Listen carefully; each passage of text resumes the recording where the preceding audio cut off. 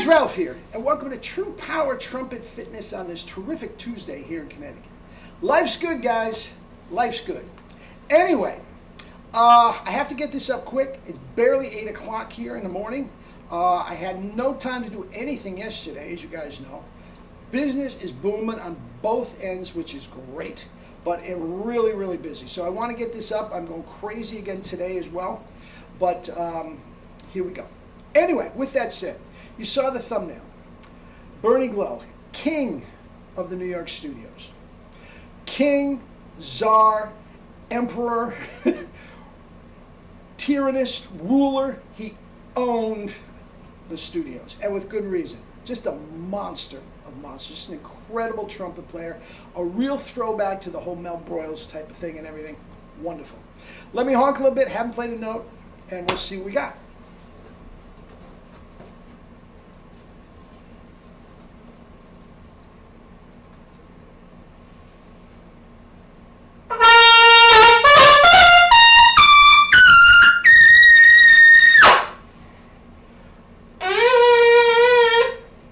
Locked in, baby. Locked in.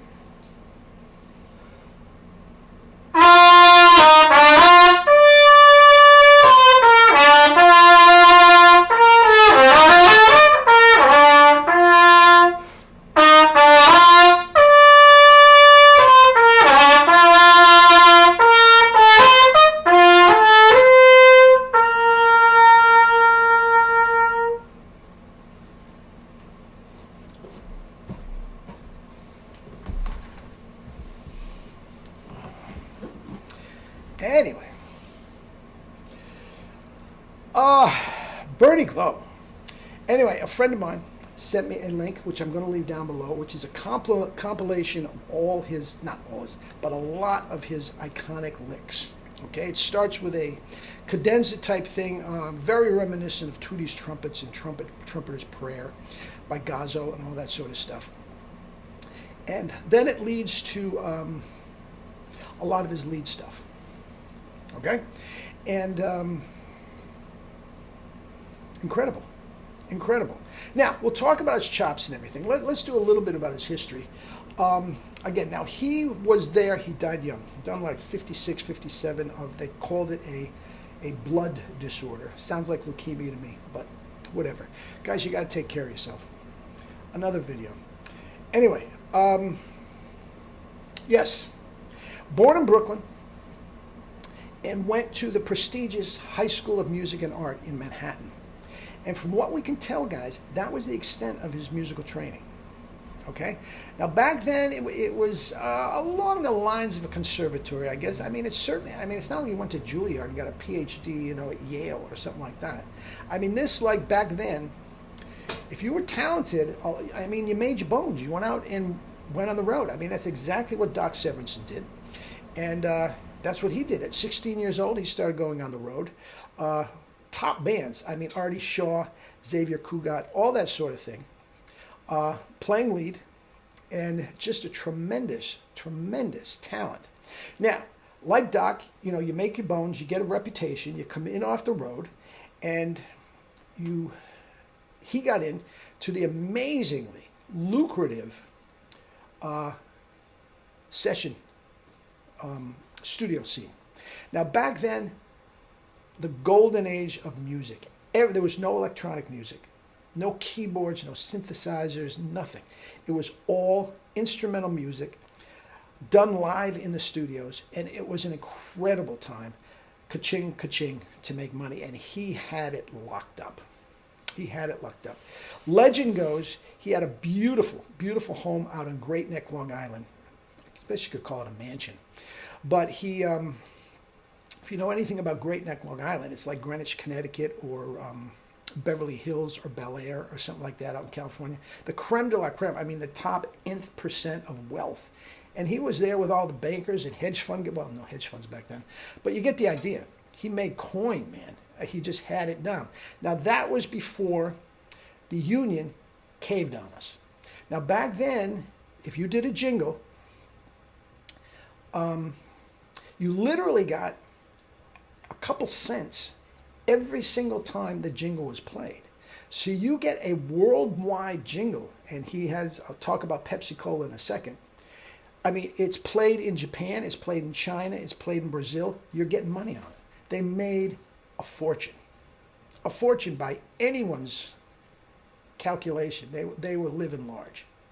And the myth goes, the lore of Bernie Glow, he bought his estate out in Great Neck with the money from one jingle, the Pepsi Cola jingle. Pepsi pours it on, Pepsi beats the others, cold, Pepsi pours it on, da-da-da-da-da. I mean, it was it probably took him 20 minutes. But that was the state of the recording back then. He owned it. Okay? Now, not only was he doing jingles, the film scores were out in Hollywood. I did a thing on Chuck Finley a while ago. Chuck Finley is older than him. I'm sorry, younger than him. It's a different generation. But he was on, recordings with Sinatra and Ella Fitzgerald. Just a monster of monsters.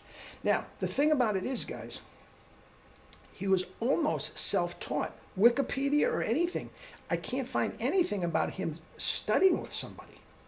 Now, I don't doubt for a second, with his stature and all, he dropped in on this one, took a lesson with that one and all that sort of stuff. But, Doc Sevens has studied for years, every single week with Benny Baker. Vacchiano studied with Schlossberg.